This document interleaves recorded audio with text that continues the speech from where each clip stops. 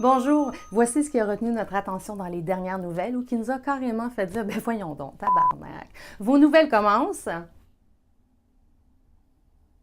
maintenant.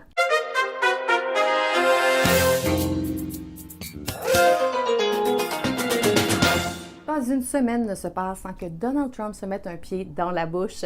Il a récemment même prouvé l'infinité de son incompétence à travers ses gestes.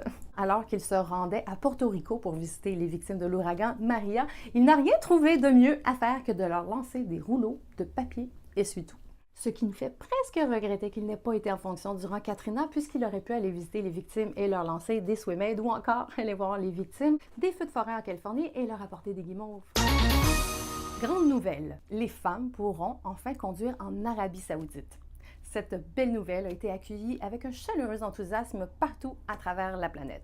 Bien entendu, quelques individus mal pensés sont allés de commentaires négatifs du type « Plus de femmes qui conduisent, ça va juste faire plus d'accidents, ha ha ha, Monique, va donc chercher une autre 50. » Mais faisons fi de ces commentaires, ma foi, sexistes et machos, et saluons nos consoeurs saoudiennes qui enfin pourront elles aussi non seulement conduire, mais stationner en parallèle sous le regard inquiet d'hommes qui pensent qu'elles ne s'en sortiront jamais sans leurs précieux conseils.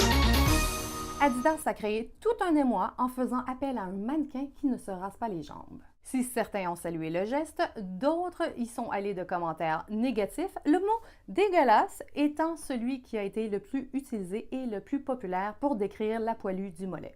Loin de nous l'idée de juger les goûts de l'un ou de l'autre, mais couchons-nous tous un peu moins niaiseux en regardant la définition du mot « dégueulasse » dans le dictionnaire. Dégueulasse, d'une malpropreté dégoûtante, repoussant, sale. Bien qu'on ne soit pas nous-mêmes fans du tibia qui pique quand on le flatte, nous devons admettre que Miss Running Shoe n'est ni dégoûtante ni sale. Vous la trouvez repoussante? Ça, c'est possible. C'est ce qu'on appelle dans le jargon scientifique la sélection naturelle. Tranche de vie. J'ai récemment été bannie de Facebook pour 3 jours, soit l'équivalent pour l'adulte de « dans ta chambre, pas de dessert ». Pourquoi? Tout simplement parce que j'ai voulu saluer l'initiative de l'organisme Les Trois Sexes qui met en ligne des photos non pornographiques mais non censurées d'organes génitaux normaux. Tout ça dans le simple but de déboulonner les idées préconçues sur le sexe. Mon partage de l'article annonçant la nouvelle a apparemment été jugé inapproprié par quelqu'un de mon entourage. L'individu, appelons-le la ou le hostie d'hypocrite, aurait signalé la photo de ma publication. Ça fait que Facebook a mis mon compte et ma photo de faufoune en pénitence pendant 3 jours.